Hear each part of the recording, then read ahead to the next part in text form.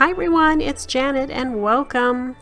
I'm here today for CutCardstock and this is the project that I made. It's a shadow box card. It lays flat for mailing, but there is actually 5 layers in this and it makes for a very interesting card. On the back I've added a sentiment greeting, and of course all the cardstocks I used today came from CutCardstock's store. So let me talk about the paper that I'm going to be using on this today. This is a CutCardstock discount cardstock. It's got a canvas texture, and this one is called Bonsai Green. You get a pack of 20 in a bundle. It's 8.5 by 11, and it has this really nice texture on it, and the color is really beautiful, and it's solid core. This is a perfect shade of Christmas green. Then also I have another CutCardstock discount cardstock in a 20 pack of habanero red. It has the same finish as the green, and both of these are 80-pound weight. It is such a gorgeous red. I mean, look at these two colors. This is Christmas red and green if you ever saw it. Now these are on sale this month and are very reasonably priced for the quality. And again, they're 80-pound weight, so they are substantial. Now what I want to use for the white is a curious metallic cardstock called Cryogen White. It's a 90-pound weight, so it's a little bit heavier. And I want to show you the finish if I can. I don't know if it's going to pick up on the camera, but it's got a very light shimmery metallic finish. It's almost like you took a wick of Stella ink and covered the entire card.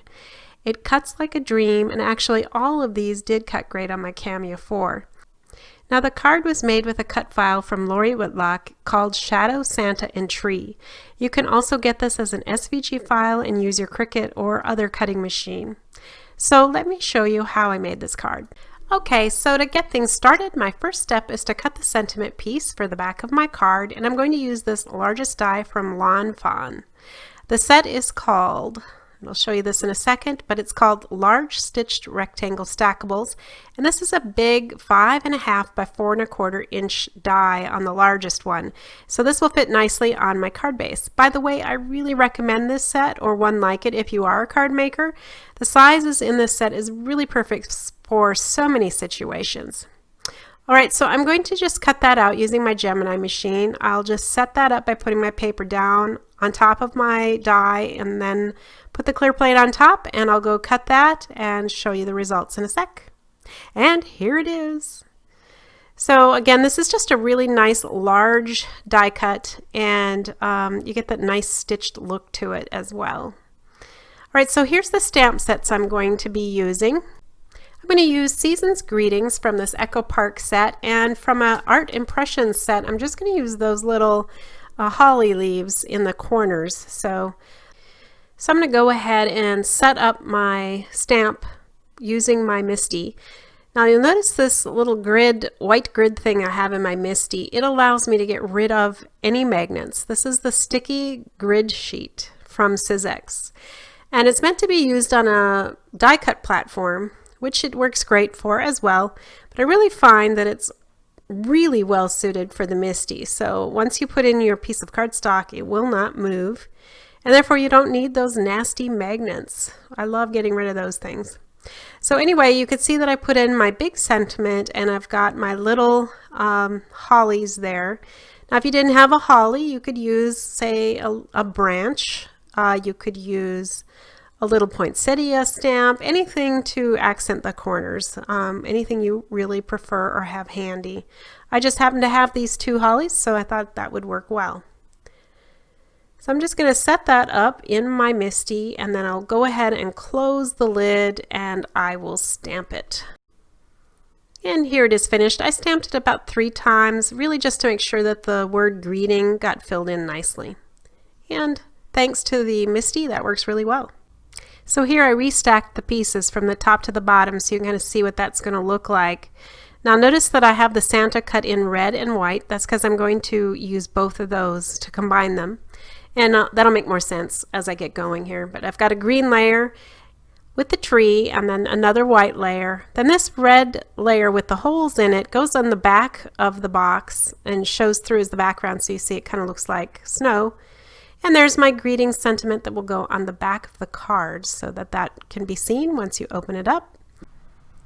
So here is that white Santa layer, and you'll see I'm snipping off Santa there.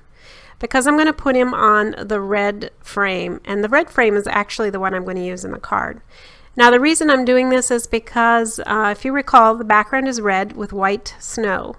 And if my Santa is red, he just kind of disappears into that background. However, I really like the red frame and how that adds interest to my shadow box. So that's why I'm doing this. And I'm going to cut off Santa's head a little bit. I'm so sorry, Santa. Ouch. But you see, he's got this tiny little pom-pom and pointy hat here. And it's just too much trouble to try to match the red layer and the white layer up and not have anything show through. So I'm just going to solve that problem by cutting his poor little head off. And no one will see that, of course, because it's in the back of the shadow box. And you won't be able to open the shadow box up enough to see anything on the back side of my Santa. So you can see I just used art glitter glue to attach that, and I'll just move it a little bit around, make sure all the edges are even so I don't see any red poking through. So here are all the layers, and you can see now the red, the white, the green, but Santa's also very visible, which is exactly what I was going for. Now I'm going to work on the top and bottom of the box for the shadow card. So what I'm going to do is fold over and burnish all the score lines here. Each piece has 2 of them, and the other side has exactly the same style. It's just on the other side. This is the back that I'm working on now. And I'll show you how, when it goes together, you create this, about an inch of space for all your shadow pieces to go into. Now each of these pieces have some score lines. That's 1/4 inch on each side. And I've also written on the edges here to help me make sure I don't make a mistake. So I have a fold up right there, and I also have up, or the number of the piece. In this case it's number 1, and then that helps me know that I've got to fold that side up, and I've got to fold the other side down because I've marked it that way, and that's just how the instructions are. And the pencil markings and the pen markings I've made on here just help me not make a mistake and keep me on the path of correctness. And none of these things are going to show, any of these markings. So I just find if I can mark my things before I start and they're not going to show, or I can erase them later, whatever, it just helps me make fewer mistakes. Because I get so involved in the creating process, I start making mistakes, not paying attention enough. So I do that with all the edges. And then what I'm going to do is start putting on score tape. Before I attach any of this card together though, I'm going to take advantage of it being all apart to put on my sentiment on the back of the card. So this is actually the back of the box, which will be seen when you turn it over after you open it up. And so it's just a lot easier to get it on there now. Now it's time to actually apply the score tape, and I'll put it on every tab on the, well, there's really only just the 2 tabs on the box, top and bottom. And then each of those layers will have a layer of score tape where they have the fold edge. And that's how we're going to attach them inside of the box. So I'll show you what that looks like once I get them all done. Okay, at this point I'm going to pull off the backing on the score tape so that this adhesive is exposed. And I'm going to flip these 2 pieces so that the back side and the front side are showing. So it takes me a little bit to realize, oh yeah, okay, here we go. And that's again why the marking works so well on the pencil, just to keep things straight. And it's much like sewing. We've got the front side, the right sides facing each other, and then you can just glue that together. I use the bone folder just to make sure I have a good seal. And remember that greeting is on the back of the card, so that's why, you might think I put it on backwards at first, but no, it's actually correct. All right, so these are the 3 layers I'm going to install. So I'll start with the back one first. It's just easiest that way. And I'm going to start attaching on the left side. And what I'll do is match that fold over edge to the creased area of that box right there. So I want to put it in so that it will fit in there nicely and not bind when you close the box. So I just use a picking tool to take off my adhesive covering. It just works better than my nails, I find. So another tip for you, if you struggle with those darn adhesive coverings, the release paper, that works really well. All right, so I've got that first layer in. I'm going to make sure that the fold works well, and then I'm going to take the bone folder and make sure my seam is pushed down there. And that's really just to make sure that the adhesive is going to stick well. And then I take layer 2,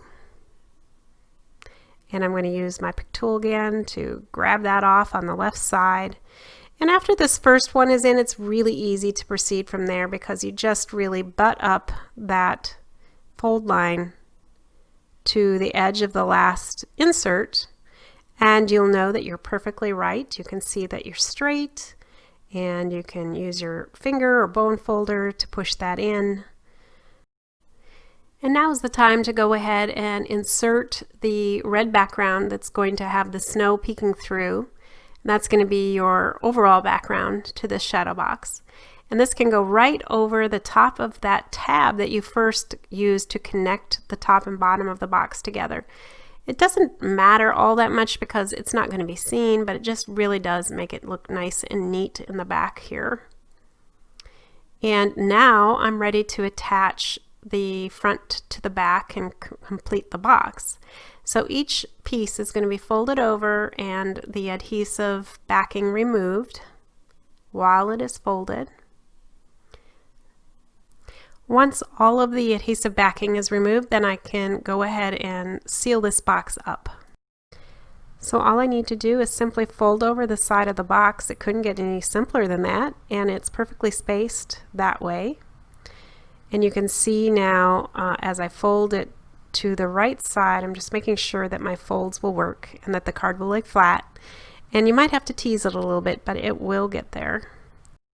This box construction is almost done. I just need to remove this backer paper to the last strip of adhesive. And all you need to do is lay it flat, and it will lay just perfectly for you to connect the two pieces together and get a nice joint. I did have to work with this paper a little bit to get it trained to lay flat and to match up the seam, but it didn't take long, and I think that's pretty normal. You kind of have to get it a little used to moving side to side, and then you're fine. But you see how nice that looks, and there's the back, and you definitely have a nice shadow box effect on the front. I've speeded this section up quite a bit because I don't really think this is too exciting. All I'm doing is gluing the 3 snowflakes that were cut originally with the file and placing them on top of the matching snowflakes in the shadow box. One reason this is so simple is because all the snowflakes are white except for that one green one I was just working on. So you just want to be careful to cover all that green as best you can. I'm going to add some Jolees snowflake stickers, and I'm choosing the silver glitter finish with a clear gem on the top, and I'll put those on the middle of all 3 of these snowflakes just to give it a little more shine and some decoration. It just seems too plain without some decorating. I'm going to finish decorating the outside of this box, starting with making a little bow by hand with some 1/8 inch red ribbon that has some gold trim. I use a trusty glue dot to attach that to the ornament. And then I can go ahead and use some wet glue to attach it to the box. And I've got a paper poinsettia flower there, and also another ephemera piece that says Candy Cane Wishes, Mistletoe Kisses. Now I'm going to use some gemstones in various sizes in red and green. I'm going to put some on top of the ornament, and then also I'm going to put 2 of them up on the sentiment. There are 2 hollies up there at the top, and I'm going to place a gemstone where the holly berry is there. And that'll complete the shadow box card. Again, it's from Lori Whitlock, called Shadow Santa and Tree. Give it a try if you like this. I'd like to take a minute at this time just to ask you if you would please give me a thumbs up and also subscribe to my channel. I will be bringing you all kinds of fun cards and tags for the holiday season between now and Christmas, so you don't want to miss those. If you hit the bell when you subscribe, you will get a notice each time I post a new video. Thanks so much for joining me. I'll see you again soon. Until then, keep crafting. Bye.